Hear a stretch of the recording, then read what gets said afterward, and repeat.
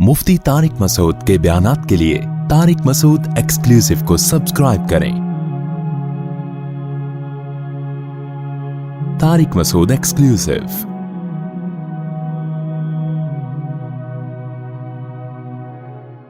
तो अल्लाह ने क्या कहा? मर्द क्या है? क़व्वामून अलन निसा। हमने उसको औरत पर फजीलत दी है। औरत इताअत किसकी करेगी? अपने घर में मर्द की इताअत करेगी। जुल्म जब होगा जब आप औरत पे जुल्म ज्यादती कर रहे हैं, उसको बिला वजह का टॉर्चर कर रहे हैं, आप उसके हुकूक अदा नहीं कर रहे। और एक बात मैं अक्सर जगह पे जाके कहता हूं कि अल्लाह की गुलामी में आओगे ना तो हर एक के हुकूक की एक्सप्लेनेशन वहां मौजूद है कि किसका क्या हक है। लिहाजा आपको जुल्म समझना आसान हो जाएगा। जुल्म किसे कहते हैं? जो जिस चीज का मुस्तहिक है उसे ना दी जाए, इसको जुल्म कहते हैं कि नहीं कहते? मिसाल से समझाता हूं। आपकी कंपनी में एक मैनेजर है, उसकी तनख्वाह 1 लाख रुपए है। एक आपने खिदमत करने वाला, सफाई करने वाला रखा है, उसकी तनख्वाह 10,000 रुपए। आपने मैनेजर को 1 लाख रुपए महीने के आखिर में पकड़ा है और जो बेचारा झाड़ू लगाने वाला है उसको, जो उससे एग्रीमेंट हुआ था उसके हिसाब से आपने उसको कितने पकड़ा दिए? 10,000। अब एक बंदा कह रहे जुल्म है, एक को 1 लाख रुपए मिल रहे हैं, एक को 10,000 रुपए मिल रहे हैं। सही कह रहा है गलत कह रहा है? आप कहें भाई दलील क्या है? वो कहे तुम्हारे पास दलील क्या है कि ये जुल्म नहीं है? कहे भाई मुसावात नहीं है, उसको 1 लाख रुपए, इसको 10,000, ये बराबरी नहीं है। तो हम क्या कहेंगे भाई? उससे एग्रीमेंट 10,000 का हुआ है, इससे एग्रीमेंट 1 लाख का। अब इसको 1 लाख में 1 रुपए भी कम दूंगा तो ये नाइंसाफी है। उसको 10,000 से 1 रुपए भी कम दूंगा तो ये क्या है? जुल्म। और 10,000 से 1 रुपए भी ज्यादा दूंगा तो ये एहसान है। तो जुल्म कहते हैं जिसका जो हक बनता है वो हक उसको बोलो ना दिया जाए। अब आज दुनिया ह्यूमन राइट्स और वीमेन राइट्स के नाम पे मुबहम नारे लगा रही है। इसमें पता ही नहीं चलता किस कमबख्त का हक है कितना। तो जब हक का पता ही नहीं चलेगा तो जुल्म का पता चलेगा? देखो वही मैनेजर आके कहता है 1 लाख रुपए मुझे तनख्वाह दी है, मुझ पे जुल्म हुआ है। आप कहते हैं भाई कैसे जुल्म हो गया, तेरी तो बनती 1 लाख है। वो कहता है नहीं 1 लाख तो नहीं बनती। पता कितनी बनती है? तो पता तो नहीं, मुझे नहीं पता कितनी बनती है, कोई एग्रीमेंट ही नहीं हुआ था। तो आप क्या कहोगे? जब पता ही नहीं है, कोई पेपर ही नहीं है, तो तू ये कैसे फैसला कर रहा है कि तुझ पे जुल्म हुआ? जुल्म तो उसे कहते हैं कि ये तयशुदा हो कि इतना हक बनता है और उसमें डंडी मारी जा रही। तो पहले ये तय होता है किसका हक कितना बनता है, फिर उस बने हुए हक में जब डंडी मारी जाती है तो इस डंडी मारना को क्या कहलाता है? जुल्म। जब आप अल्लाह की गुलामी में आते हो तो वहां पता चलता है कि किसका क्या हक है। इसको ये हक नहीं दिया तो आप खुद समझ जाते हो मैं क्या हूं? जालिम। जब आप इंसानों से पूछते हो, मजहब की कैद से निकलते हो, इंसान खुदा की कसम एक्सप्लेन कर ही नहीं सकते कि किसका हक कितना। उन्होंने मां, बहन, बेटी, पड़ोसन, टीचर सबको विमेन की फहरिस्त में दाखिल कर दिया और विमेन राइट्स के मुबहम नारे लगा दिए। उनसे पूछो औरतों के हुकूक का क्या मतलब, मां का क्या हक है, बेटी का क्या हक है, बहन का क्या हक है, पोती नवासी का क्या हक है? वो कहते हैं विमेन राइट्स। सब औरतों के हुकूक क्या है? बराबर है। जब बराबर है तो मां को अगर आप ओल्ड हाउस में जमा कराओगे तो जुल्म कहलाएगा ये अमल? बोलते क्यों नहीं? चुप। नहीं कहलाएगा, क्योंकि उसके अलग से कोई हुकूक है ही नहीं। बहन के अलग से कोई हुकूक है ही नहीं, बीवी के अलग से कोई हुकूक है ही नहीं। तो जब हुकूक ही मुतय्यन नहीं है तो फिर तो जुल्म होगा ना। फिर आप सारी जिंदगी 1 रुपया बीवी को 1 टका ना खिलाओ, आप जालिम शौहर कहलाओगे? जालिम जब कहलाओगे जब आप 1 थप्पड़ लगा दो, फौरन पुलिस आएगी आपको अंदर कर देगी। लेकिन हम लोग ऐसे नहीं है भाई। हम अगर 1 महीना खर्चा आधा भेज दें तो पूरे महल्ले में हम क्या कहलाते हैं? यार जो कहलाते हैं वो तो बोल दो ना भाई। किसी दिन आप आधा खर्च बोलो, बेगम आधा बिजली का बिल दूंगा, तुमने 6 अंडे मंगवाए हैं सिर्फ 3 आएंगे, आधा आधा अंडा खाएंगे हम सब मिलके। आप क्या कहलाओगे? जालिम। क्यों कहलाओगे भाई जालिम? आपने क्या थप्पड़ मारा है? भाई आपने थप्पड़ नहीं मारा उसको, जालिम इसलिए कहलाओगे कि आपने जब निकाह किया है तो कुरान ने आपके जिम्मे बीवी का नान नफका डाल दिया था। तो नान नफका में जो भी एक मुतवस्सित दर्जे की जो एक लाइफ होती है वो मुहैया करना आपकी जिम्मेदारी। लिहाजा अगर आप नहीं दोगे तो शरीयत में भी जालिम और महल्ले वाले भी आपको क्या कहेंगे? जालिम कहेंगे। यहां नहीं कहलाओगे आप जालिम, हालांकि बड़े जालिम हैं। ये बदनाम नहीं होंगे और ये होंगे कि इनकी अखलाक क्या है, सोसाइटी में बहुत अच्छे, कितने अच्छे लोग हैं, कितने अच्छे लोग हैं। क्यों भाई? जुल्म को حق کو متعین ہی نہیں کیا تو حق تلفی ظلم کہلائے گی نہیں, پتہ ہی نہیں چلے گا حق تلفی ہو رہی کہ نہیں. بس اتنا ہے کہ اچھے تمیز سے بات چیت اور بس تھپڑا پپڑ نہیں مارنا کسی کو, بس اتنا رہ گیا. تو حقوق صرف اور صرف کون دیتا ہے بھائی؟ اللہ دیتا. آپ کی ماں بوڑھی ہے, آپ پیسہ خرچ نہیں کرتے اس کے اوپر علاج کے لیے, اسلام کیا کہتا ہے؟ آپ کیا ہو؟ ظالم. کیوں؟ یسألونک ماذا ينفقون قل ما انفقتم من خیر فللوالدین. جتنے بھی مستحقین کو خرچ کیا جاتا ہے نا, جو ضرورت کی بیس پہ خرچ کیا جاتا ہے, ضرورت کی بیس پہ انسانوں پہ خرچ کرنا گورنمنٹ کی بعد میں ذمہ داری ہے, انسانوں کی پہلے ذمہ داری ہے. نبی نے فرمایا کہ اگر تمہارا پڑوسی بھوکا سوتا ہے, تم پیٹ بھر کے کھاتے ہو, تو یہ نہیں فرمایا حکومت جہنم میں جائے گی, آپ نے فرمایا تم جہنم میں جاؤ گے, وہ مومن نہیں ہے. نہیں آ رہی میرا خیال ہے بات سمجھ میں؟ لیکن جو بھائی انسانوں کے غلام ہیں وہ کہتے ہیں یہ میری رسپانسبلٹی نہیں ہے کہ پڑوسی کے پاس کھانے کے پیسے نہیں ہیں. یہ کس کا کام ہے بھائی؟ گورنمنٹ کا کام ہے. گورنمنٹ جائے, گورنمنٹ جائے بھائی بھاڑ میں, پھر اس کے خلاف نعرے. یہ اللہ نے کس کی ذمہ داری لگائی ہے؟ یہ آپ کی ذمہ داری لگائی ہے. وَاعْبُدُوا اللَّهَ وَلَا تُشْرِكُوا بِهِ شَيْئًا وَبِالْوَالِدَيْنِ إِحْسَانًا وَبِذِي الْقُرْبَى وَالْيَتَامَى وَالْمَسَاكِينِ وَابْنِ السَّبِيلِ. پوری رشتہ داروں کی اور جو آپ کے ساتھ آپ کے کسی بھی درجے میں ریلیٹیو ہیں ان کی ایک طویل فہرست اللہ نے بیان کی ہے قرآن مجید میں. تو انسانیت کا حقیقی معنی میں درس صرف اور صرف کون دیتا ہے؟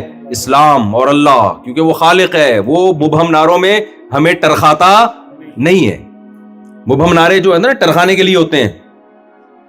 آپ کے پاس کوئی آئے کہ یار میں ضرورت مند ہوں, میرا خیال کرنا آپ کا, میں تیرا میں خیال کروں گا, میں تیرے حقوق کا پاسدار ہوں. آپ کہتے ہو کیا مطلب؟ جب مجھے بھوک لگے گی تو روٹی کھلاؤ گے؟ آپ کا یہ روٹی ووٹی چھوڑو, میں تیرے حقوق کا کیا ہوں؟ پاسدار ہوں. یار جب مجھے بیماری کی ضرورت ہوگی, علاج کے پیسے, تو کہا بھائی چھوڑ, ہیومن رائٹس, ٹھیک ہے نا, انسانیت سب سے پہلے ہے. تو اگلا کہے گا یہ انسانیت رکھ اپنے پاس. وہ ایک آدمی منطق پڑھ کے گیا نا گاؤں میں, اس کو آتا واتا کچھ تھا نہیں, تو ابا نے بولا کہ بیٹا تو کیا پڑھ کر آیا 8-10 سال؟ اس نے کہا ابا منطق پڑھی ہے, صبح ناشتے میں بتاؤں گا کیا پڑھا ہے میں نے. تو صبح ناشتے میں 3 انڈے, ایک ابا کے لیے, ایک اماں کے لیے اور ایک اس کے لیے. تو اس نے کہا ابا اب میں آپ کو بتاتا ہوں میں کیا پڑھ کے آیا. دیکھیں یہ انڈے 3 ہیں, دیکھنے میں 3 ہیں, لیکن ان تینوں کا مجموعہ جس سے ایک تصور پیدا ہو رہا ہے نا وہ ایک الگ چیز ہے. ابا نے 2 انڈے کھائے, ایک اماں کو کھلایا, بولا چوتھا تو کھا لے. یہ جو چوتھا تصور دماغ میں آ رہا ہے نا تینوں کا مجموعہ, یہ کون کھا لے؟ یہ تو کھا لے. تو قرآن آپ کو حقوق ڈیٹیل میں بتاتا ہے اور انسانیت ان حقوق سے جان چھڑاتی ہے. قرآن آپ کو ان حقوق میں جکڑتا ہے. تو اس انسانیت کے لیے اچھے یہ سیکولر لوگ ہیں یا قرآن اچھا ہے جو پھنسا رہا ہے آپ کو کہ عورت کو کھلانا ہے تم نے, بیٹی کو پالنا ہے تم نے, بیٹے کو پالنا ہے تم نے. قرآن تو اور آگے جا کے پھنسا رہا ہے, وَأَنكِحُوا الْأَيَامَ مِنكُمْ, بچہ بڑا ہو جائے شادی کرا دو اس کی.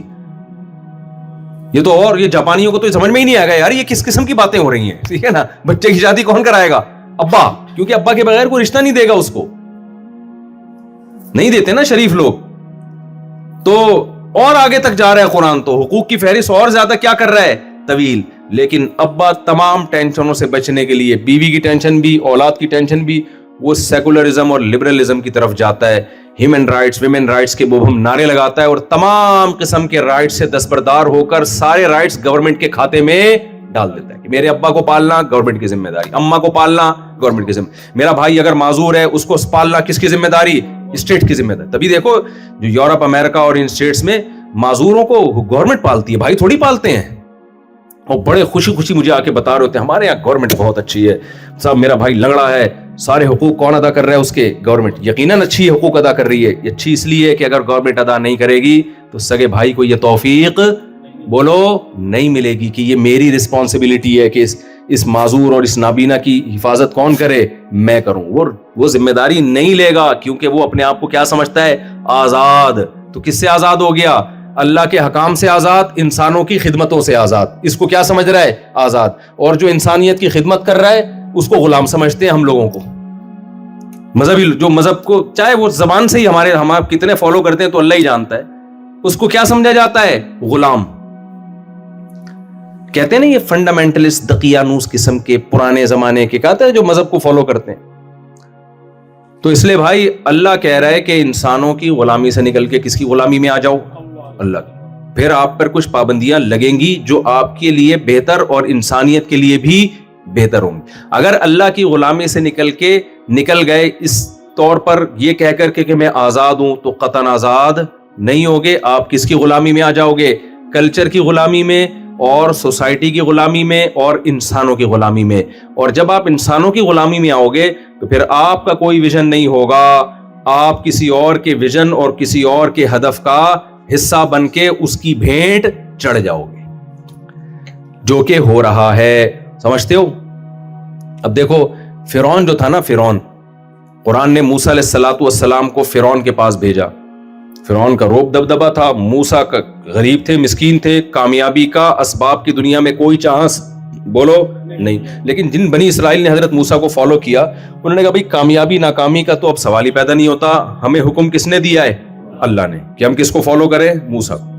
ان کا ہدف اور ویژن واضح تھا بھائی کامیابی ناکامی. ہاں پریشان جب ہوئے تو موسیٰ علیہ السلام سے شکایت کرتے تھے، یا موسیٰ اوذینا من قبل ان تأتینا ومن بعد ما جئتنا.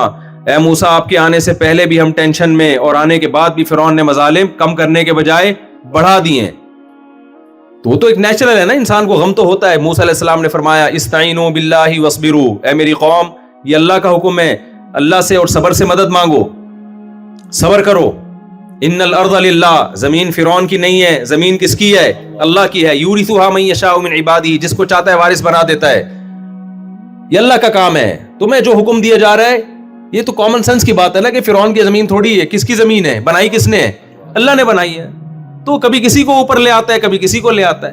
تمہیں جو کہا جا رہا ہے تم نے اس کو فالو کرنا ہے. تو بنی اسرائیل کے ویژن میں کوئی ابہام بولو نہیں تھا، اور موسیٰ علیہ السلام کا ویژن بالکل کلیئر تھا. کیونکہ کس کو مانتے تھے؟ تورات کو، جو اللہ کی کتاب.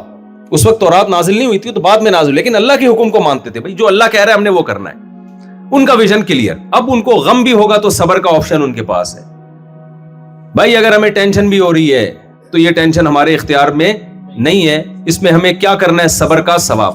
اور کتنا بہترین دعا سکھا دی، اذا اصابتہم مصیبہ، کہ ایمان والوں کو جب کوئی مصیبت پہنچتی ہے تو خودکشی نہیں کرتے. قالوا انا للہ وانا الیہ راجعون.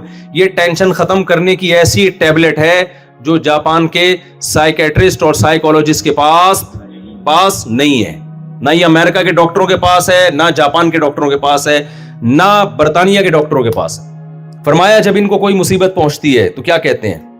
وہ یہ نہیں کہتے. دیکھو سیکولر آدمی اس لیے غم میں جاتا ہے، وہ کہتا ہے یار یہ ہو گیا، یہ ہونا نہیں چاہیے تھا، یہ ہونا نہیں چاہیے. جبکہ مسلمان کیا کہتا ہے؟ وہی ہوا ہے جو ہونا چاہیے تھا، میرے مقدر میں تھا، اللہ نے لکھا ہوا تھا. تو یہ دعا پڑھتے ہیں، انا للہ، ہم کس کے غلام ہیں؟ اللہ کے. تو غلام پر اپنی نہیں چلتی، اس کی چلتی ہے جس کے ہم غلام ہیں. لوگ کہتے ہیں نا باس تو یہ ہے بھائی، اب وہ کہہ رہے ہیں تو کرنا پڑے گا. اگر باس کی بات نہ مانے تو باس کو سمجھانا شروع کر دیں آپ، تو باس کہتے ہیں تو ادھر آ کے بیٹھ جا، میں وہاں نیچے بیٹھ جاتا ہوں. یہی کہتے ہیں نا باس، آخر میں یہی کہتا ہے نا کہ بھائی تو میرا باپ بن جا، تو مجھے سمجھا. تو 2-4 دفعہ کے بعد باس تھوڑی سمجھائے گا آپ کو. تو اللہ کا مقام تو باس سے کیا ہے؟ بلند.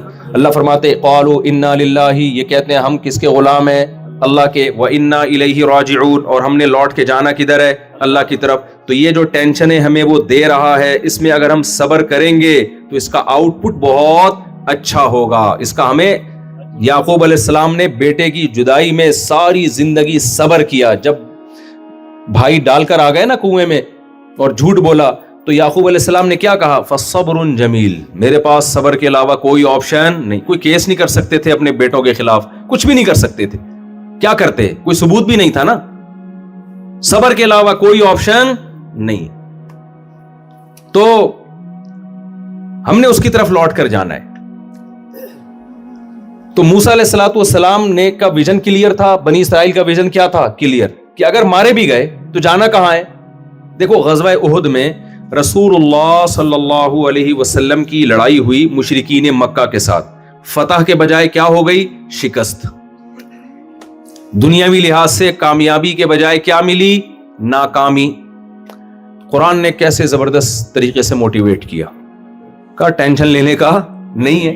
तुम अल्लाह के हुक्म पे आए हो, तिलकल अय्यामु नुदाविलुहा बैनन्नास, ये तो होता है जंगों में कभी फतह होती है, कभी क्या होती है, शिकस्त होती है। इन तकूनु तालमूना फइन्नहुम यालमूना कमा तालमून, अगर तुम्हें जख्म पहुंचे तो उनको भी तो पहुंचे। वतरजून मिनल्लाहि मा ला यरजून, और तुम्हें इन जख्मों पे अल्लाह से जो उम्मीदें हैं, वो इन काफिरों को उन जख्मों पे अल्लाह से वो उम्मीदें नहीं है। काफिर उसको इत्तिफाक समझते हैं कि क्या हो गया, वो रोते रहेंगे सारी जिंदगी, पीटते रहेंगे। तुम कहोगे यार ये किसकी तरफ से जख्म लगे हैं, अल्लाह की तरफ से। तो मुसलमान के पास टेंशन दूर करने की टैबलेट्स बड़ी पावरफुल है भाई, उसके स्ट्रेस हार्मोन्स को वो लेवल में रखती हैं। जो आदमी अल्लाह और रसूल को नहीं मानता, उसके स्ट्रेस हार्मोन्स कभी भी लेवल में नहीं आते। वो मेडिसिन खाता है तो मेडिसिन तो और बेड़ागरक कर देती है, थोड़े दिनों में प्रोग्राम ही बढ़ जाता है उनकी मेडिसिन की वजह से। दिमाग की जो गोलियां है ना, बहुत साइड इफेक्ट बहुत ज्यादा है उसके। खैर वो डॉक्टर से पूछें, अगर किसी को खाने का मशवरा देना, मैं कोई डॉक्टर नहीं हूं, ठीक है ना, ऐसा ना कोई मेडिसिन ले रहा हो मेरे मशवरे पे छोड़ दे वो, तो वो होते हैं कोई केमिकल भी आगे पीछे हो जाते हैं बाज दफा, दीनदार लोगों के भी हो जाते हैं। दिमागी बीमारियां भी तो होती है ना, चोट लग गई है, कुछ हो गया।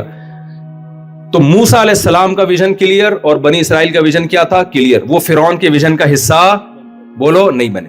लेकिन जो फिरौनी थे, किब्ती कौम के लोग थे, जो गवर्नमेंट में थे, वो फिरौन के विजन का हिस्सा बन गए। फिरौन चाहता था मेरी हुकूमत खत्म ना हो, उसने कौम को उल्लू बनाना शुरू किया। हादिहिल अनहारु तजरी मिन तहती, ये देखो मेरे महल में नहरें बहती हैं। अम अना खैरुन मिन हादल्लज़ी हुवा मुहीन, जी, अम अना खैरुन मिन हादल्लज़ी हुवा वला यकादु युबीन, अम अना खैरुन मिन हादल्लज़ी, हाँ, अम अना खैरुम मिन हादल्लज़ी हुवा महीन वला यकादु युबीन, सही आयत पढ़िए कि मैं बेहतर हूं या वो जो कौम में कमतर है। और मूसा अलैहिस्सलाम की जबान में ज्यादा बलागत नहीं थी, तो कहा जो अपनी बात को भरपूर अंदाज से एक्सप्लेन नहीं कर सकते। तभी तो मूसा अलैहिस्सलाम ने कहा था अल्लाह हारून मेरे भाई को मेरा साथी बना दे, पैगाम मेरा होगा, जबान किसकी होगी, हारून की होगी, उसमें फसाहत है।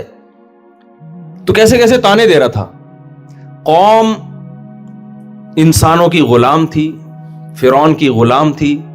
उसकी समझ में बात मूसा की नहीं आई, किसकी बात आई, बोलो, इंसान की बात आई कि ये इंसान है, ये बिल्कुल ग्राउंड रियलिटी के मुताबिक बात कर रहा है।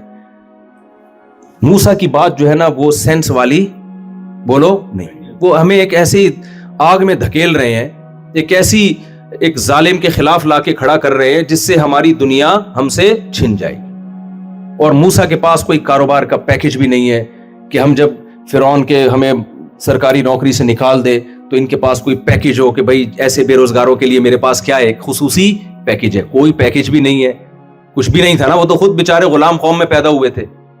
लेकिन मूसा कह रहे मैं तुम्हें अपनी तरफ नहीं बुला रहा, मैं किसकी तरफ बुला रहा हूं, अल्लाह की तरफ बुला रहा हूं। इन्नल अर्द लिल्लाह, जमीन का मालिक कौन है, अल्लाह है। सुकून के खजाने किसके हाथ में है, अल्लाह के। तो वो जो फिरौनी कौम थी ना, उसका विजन क्लियर नहीं था। उनका विजन सिर्फ ये था कि खाओ पियो मौज मस्ती करो और मार्केट से एक दिन शार्ट हो जाओ, मर जाओ। ये उनका विजन था जो बहुत ही गलत। तो नतीजा क्या निकला है, कुरान कहता है जब हमने फिरौन को गर्क किया है ना, औरदहुमुन नार, फिरौन ने अपनी कौम को आग में धकेल दिया। और फिरौन की कौम ने अल्लाह की मानने के बजाय किसको फॉलो किया, फिरौन को। अतबानाहुम फी हादिही दुनिया लाना, और हमने फिरौन के साथ साथ ना फिरौनियों पर भी इस दुनिया में लानत चला दी। क़यामत तक लोग ना फिरौन का नाम अच्छे अंदाज से लेते हैं और ना उसकी कौम का नाम, जो बड़ी तरक्की याफ्ता कौम थी, बड़ी तरक्की याफ्ता कौम थी। तो भाई जमीन का असल मालिक कौन है, बनी इसराइल का विजन क्लियर था। बिल आखिर अंजाम किसका बेहतर हुआ, बनी इसराइल का बेहतर। तो अगर आप अल्लाह रसूल की मान के चल रहे हो, अंजाम किसका बेहतर होगा, आपका। इन लोगों का विजन ही क्लियर नहीं है, इनको पता ही नहीं करना क्या है। हमने पैसा कमाना है, हुकूक के बारे में मुबहम है, माँ बाप का साथ क्या करना है, बीवी बच्चों के साथ क्या करना है, बस जो कल्चर चला रहा है चलते चले जा रहे हैं। हर कौम का अपना अलग कल्चर है। हिंदू का कल्चर ये है कि वो पैदा होते ही मंदिरों में जाना शुरू करते हैं, पत्थरों के सामने झुकना शुरू कर देते हैं, वो उसको फॉलो कर रहे हैं। सिखों का अलग कल्चर है और ईसाइयों का अलग कल्चर है, यहूदियों का अलग कल्चर है, जापानियों का अलग कल्चर है, फ्रांसीसियों का अलग कल्चर है। किसी कौम में कल्चर है पूरे कपड़े पहनने का, किसी कौम, कोई कौम कहती है कपड़े पहनने के तकल्लुफ की کیا ضرورت ہے بھائی؟ سب اندھیروں میں ہے, کسی کا ویژن نہ کلیئر ہے اور نہ اس کو اپنے ویژن کے برحق ہونے پر اس کے پاس دلائل قائم ہے. تو آپ کو اللہ نے غیر مسلم کنٹری میں رکھا ہے, آپ مسلم گھرانوں میں پیدا ہوئے, آپ اسلام کی قدر کرو, کیونکہ اسلام آپ کو دنیا میں آنے کا مقصد بھی بتاتا ہے اور حقوق کا تعین بھی کرتا ہے کہ اللہ کے کیا حقوق ہیں اور مخلوق کے کیا حقوق.